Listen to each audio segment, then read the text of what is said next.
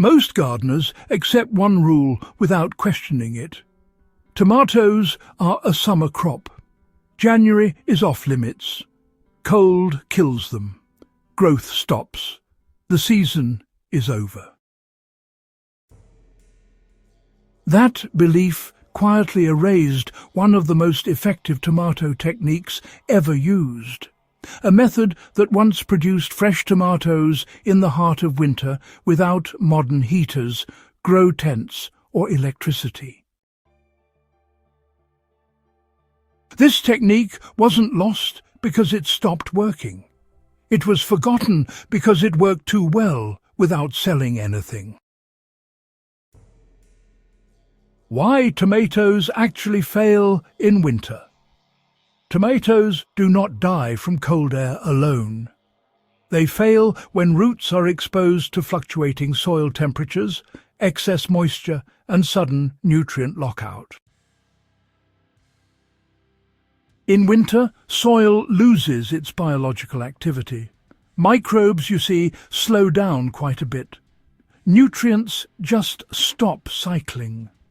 Roots actually starve, even when the plant, well, it still looks alive. Winter kills soil long before it kills plants. The technique that protected tomatoes year-round? Ah, yes, the forgotten method, is deep soil insulation combined with slow biological heat. Instead of warming the air, gardeners warmed the root zone. They used layered organic mass to trap warmth, feed microbes, and stabilize moisture. The plant above ground survived because the soil below never froze.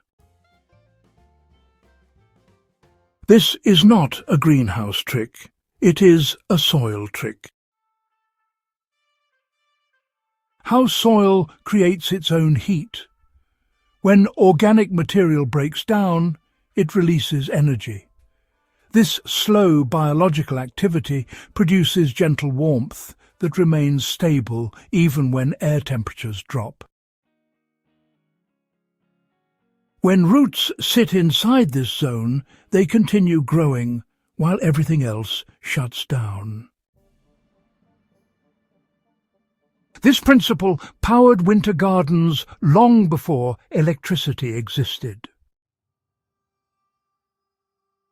Building the winter tomato bed. Start with a raised or contained bed at least 12 inches deep. The base layer should be rough organic matter such as dry leaves, straw, or shredded cardboard. This layer, you see, traps air and prevents cold from rising upward. Above this, add compost-rich soil mixed with aged manure at a ratio of 3 parts soil to 1 part compost. This layer holds nutrients and microbes. The top layer should be loose soil blended with finished compost to protect young roots.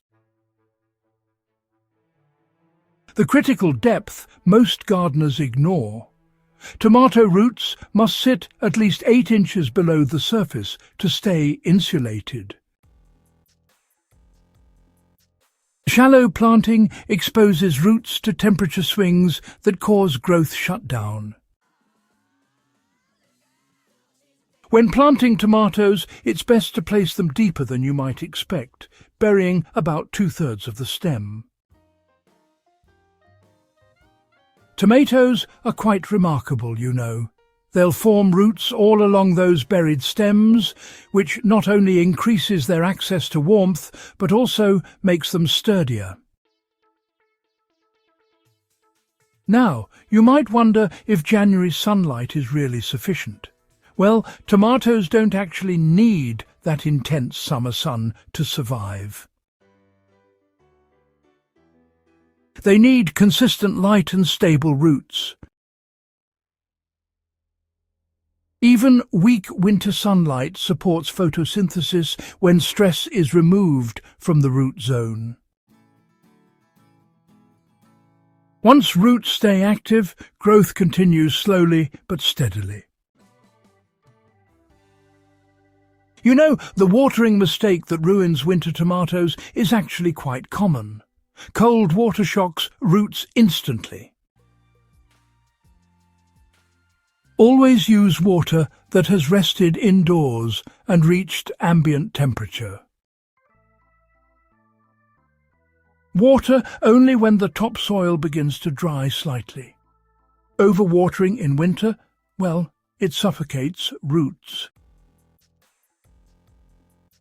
Water in the morning, so you know excess moisture does not sit overnight.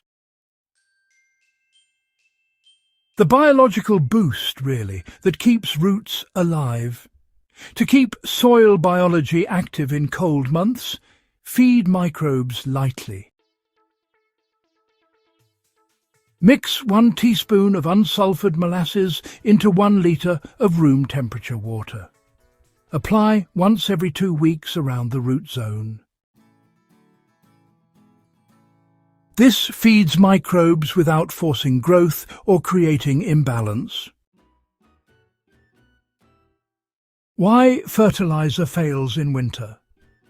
Chemical fertilizer pushes growth when plants are trying to slow down.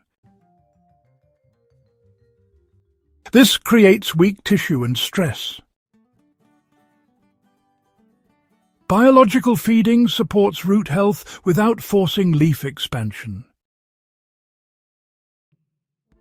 Healthy roots decide the pace, not the gardener. The role of mulch in winter success. Cover the soil surface with a thick layer of straw, dried leaves or wood chips. You see, this prevents heat loss and moisture evaporation. Mulch is insulation, not decoration. A minimum of 5 centimetres of mulch makes a visible difference. Why tomatoes grown this way resist disease? Cold, stressed plants invite disease, but, you know, stable plants resist it. When roots are warm and fed, you know, immune responses remain active. This is why, well, winter-grown tomatoes often show fewer pests than summer crops. Stress attracts problems. Stability prevents them. The growth pattern you should expect, well, it's important to remember, do not expect rapid growth in January. Leaves remain green and, you know, new growth appears slowly. As days lengthen, growth accelerates naturally without intervention. Really quite remarkable, isn't it? So, this is how perennial systems behave. Why did modern gardening abandon this method? Well, you see, modern systems tend to prioritize speed, yield spikes, and control. This method, on the other hand, prioritizes resilience. It doesn't rely on products, timers, or technology. Instead, it relies on a deep understanding of soil. What cannot be packaged is often forgotten. How this technique fits small spaces. This method works in raised beds, large containers, and even deep buckets. The principle remains the same. Insulate roots, feed microbes, avoid shock. You know, scale does not matter. What truly counts is structure. The long-term payoff gardeners miss is, well, once soil is built this way, it just keeps improving every season. As microbial life increases, the structure, well, it stabilizes. Future crops, they tend to thrive earlier and longer, all without any extra effort. This really is how soil becomes an asset instead of a struggle. If this technique has changed how you think about tomatoes and seasons, do consider subscribing to Nature's Blueprint. Share this with a gardener who believes winter means stopping, and, well, help revive the wisdom that nature never forgot.